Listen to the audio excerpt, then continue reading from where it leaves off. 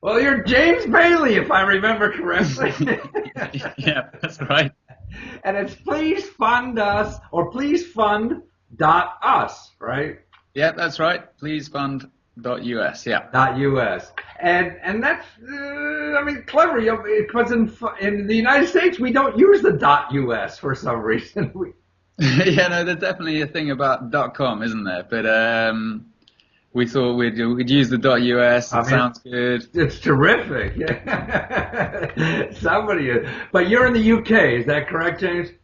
Our head office is in London, and Uh-huh. then we've got a couple of guys based in Santa Barbara, so we can sort of offer. Ah, that's why you look pale and they don't, right? Yeah, unfortunately, they're much more healthy looking than I am. Yeah.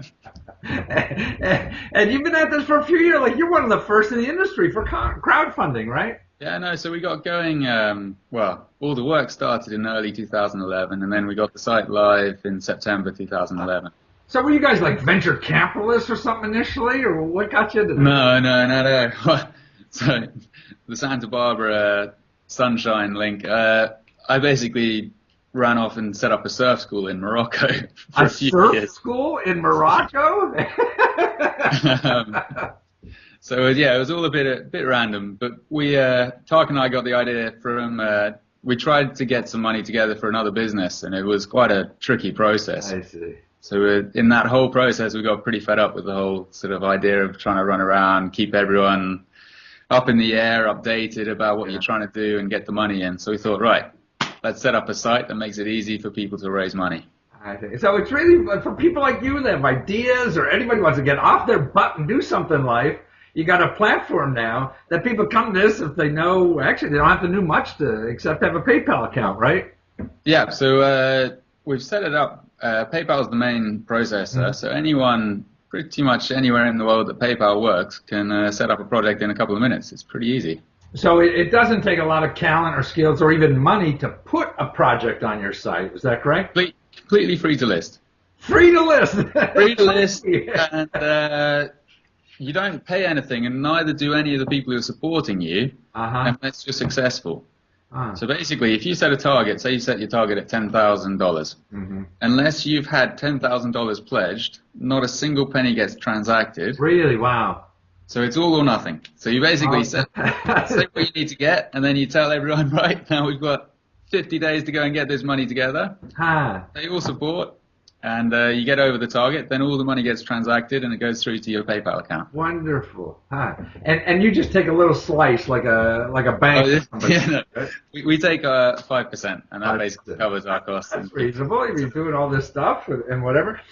And so, like, about how many projects are on there at one time? It can be anywhere between 50 and a couple of hundred. I mean, we've had thousands submit now, yeah. Wow. And the areas, I mean, whether we're an entrepreneur, what are some of the areas, what are the more popular areas that people do this?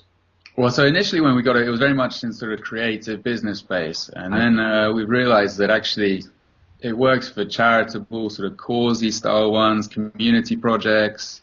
I mean, pretty much anything that you can sort of define it as a project as opposed to an open-ended fund me for the rest of my life type thing. I just want to sit on the beach. Generally speaking, it works the most. Every day. Yeah. But you were mentioned earlier when I was talking to you that, and people don't realize this is our third time at this. I screw up with the. So we're trying not to keep ourselves interested. Exactly, new material. But I like this guy walked through the park and just thought that his park was all dirty, and he put it on the site, and he got a clean park. Well, no. So this one's live at the moment. So he's live at the moment. Great. He's now raising money for his little community park in Southampton at the moment. And how much is he asking for it? I think he's only asking for £500. £500, right? So that's like $1,000 or so to clean up his park. So he has a nice park every day. Huh? Yeah, he essentially needs about 50 people who walk through that park every day to put a tent there. Well, that's what we all need to do. It seems each one of us take a problem. We got so many problems in life, we can bitch and moan about This is the thing. I mean, you obviously have made a big thing about it, but I've got it even amongst my friends. It's like they're always saying, "Oh, I don't have the money to go and do this," or how it's hard to find the sort of like, no, just get on with it. Yeah. And you're right. That's why I love sites like this. And I see that you got it for artists that are doing this.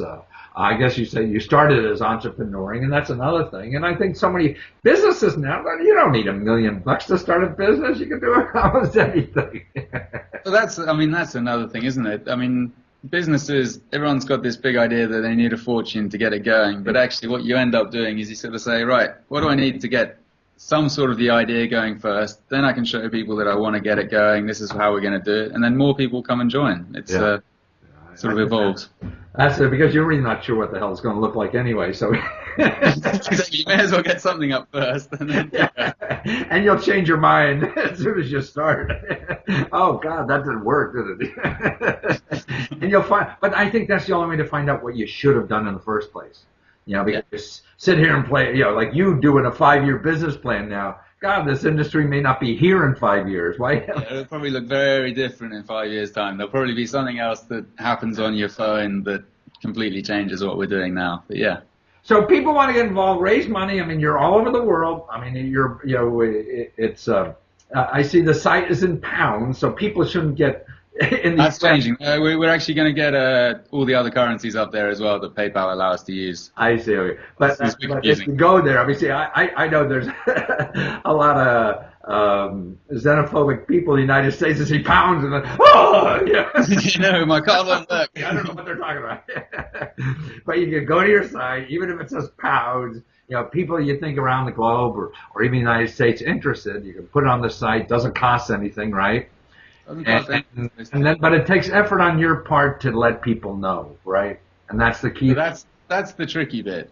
Yeah. And even that, it's not particularly tricky. It's a case of doing the work beforehand to try and get everyone so that they're on board with your idea. They all know that you're about to get it up on the site. So then they're more likely to support you when it does go live. I see.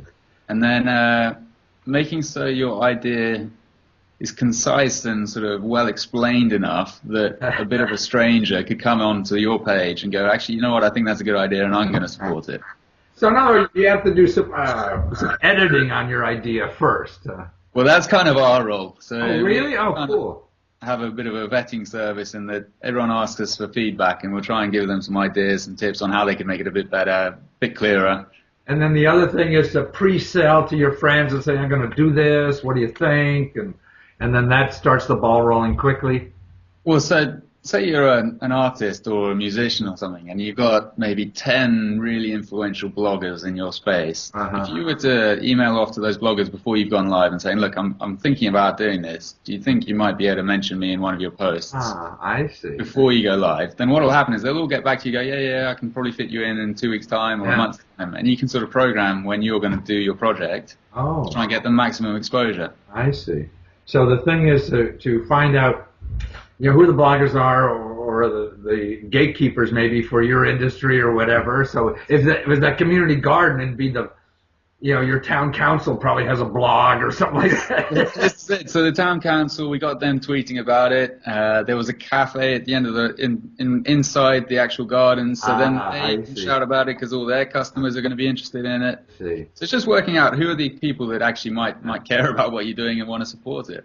So you just can't go, hey, this is a good idea, I'll put it on the site and wait for the phone to ring tomorrow. Huh? Doesn't work. And that sounds like, unfortunately, we're still quite early on in this whole process, so people don't know enough about it. But yeah, if you can work out maybe even 10, 20 people that you think are going to chip in to start with, get them on board first, and then suddenly you've got a whole community of people that are going to shout about it. And things like Facebook and Twitter make it very easy.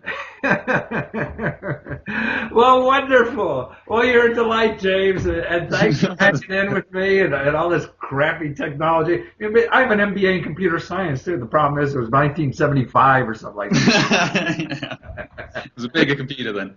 Right. Take care. Good luck. All right, cheers, Matthew. Take care.